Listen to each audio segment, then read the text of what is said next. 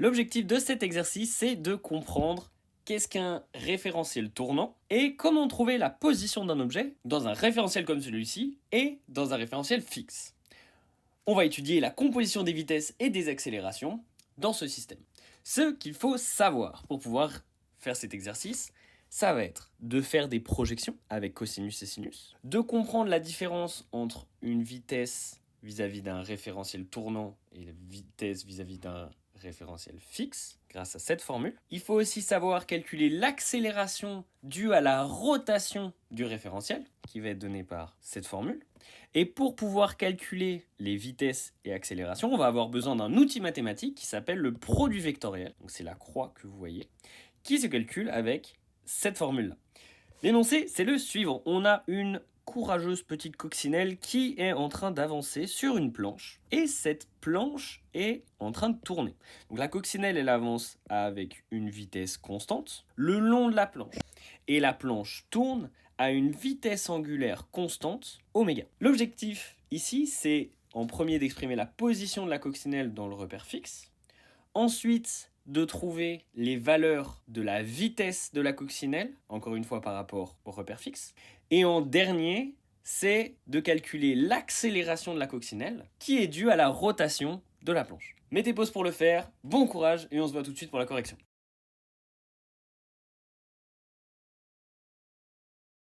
Ici, on a un repère qui est fixe, qui ne bouge pas, x, y, et le repère x', y' qui va tourner avec la planche sur laquelle est la coccinelle. La première chose qu'on va faire, c'est de calculer la position de la coccinelle dans le repère fixe, donc x, y.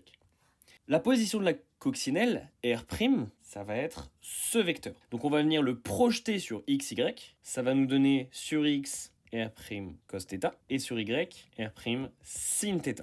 Maintenant, pour calculer la vitesse de la coccinelle dans le repère fixe, ce qu'on peut utiliser directement, c'est cette formule. Si on applique cette formule, on a directement le résultat. Maintenant, cette formule, qu'est-ce qu'elle cache? La vitesse dans le repère fixe, ça va être la vitesse dans le référentiel qui est en mouvement, donc V'. V', c'est la vitesse de la coccinelle par rapport à la planche étant en rotation.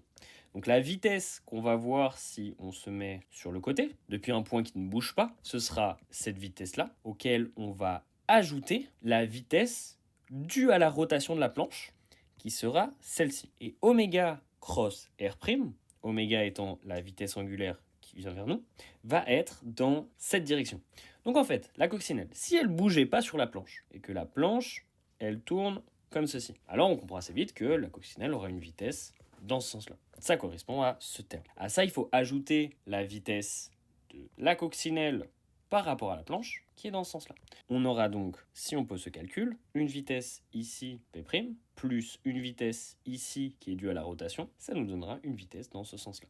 Si on veut avoir les valeurs, on va pouvoir projeter V' sur x et y. De ce côté-là, c'est le côté qui touche l'angle, donc ce sera cosinus θ. Et ce côté-là, ce sera V sin θ. Ces deux valeurs ici sont les valeurs de la vitesse due à la rotation. On peut les calculer soit avec les formules du produit vectoriel, soit en traçant la vitesse ici et en la projetant sur les axes x et y. On va maintenant calculer l'accélération de notre chère coccinelle.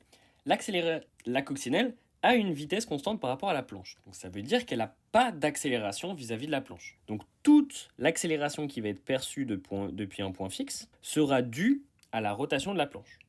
On va avoir trois termes. On va avoir ce terme qui sera l'accélération d'entraînement, ce terme qui sera l'accélération de Coriolis, et ce terme qui sera l'accélération relative.